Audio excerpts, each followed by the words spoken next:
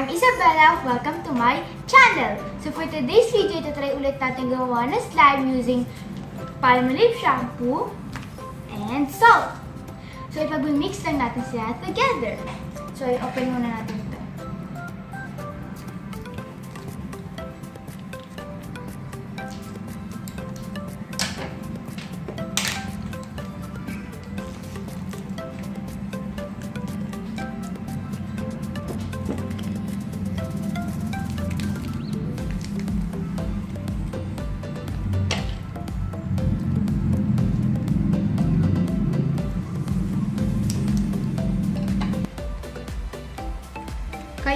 Kayo guys, ano bang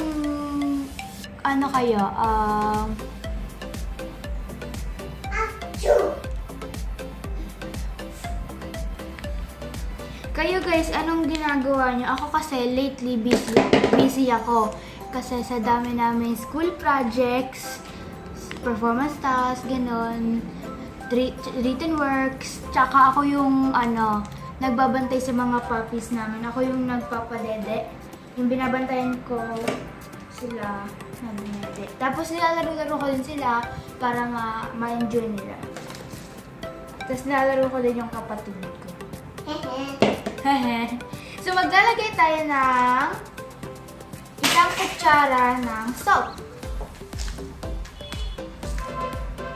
Tapos lagay lang natin dito. Tapos i-mix lang natin.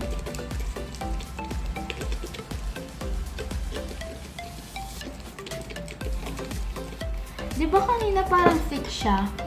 Tapos nung nilagyan ko siya ng salt, parang naging nag-react siya. Parang naging watery siya. Nag-react siya dun sa salt. And guys, by the way, magpapaalam muna dapat kayo sa mother nyo or sa kung sino man nakakatanda sa inyo kasi kailangan nyo ng shampoo at salt.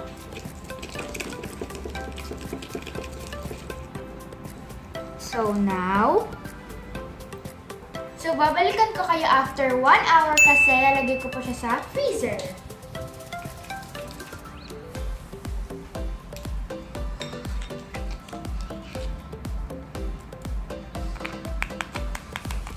So after 1 hour, ito na yung kinalabasan niya. And I hope this time na nag-work na siya kasi yung mga napapanood ko sa YouTube, nag-work yun sa kanila. So i-open na natin. Wow! Ayan yung itsura niya. So, i-mix na natin sila. Oh, wow!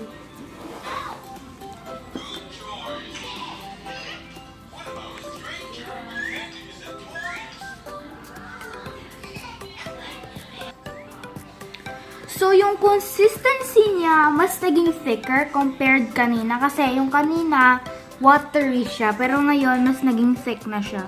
Yan, namimix mo na siya ng ganyan. Tapos yung mga salt kanina, nag-melt. Yan. So, nag-melt yung salt, kaya parang naging thicker na siya. Pero, hindi siya naging slime. Unfortunately, we failed again.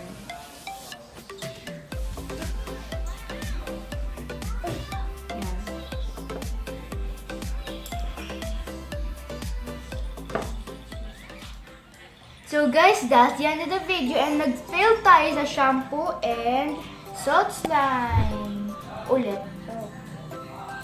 See you on the next vlog!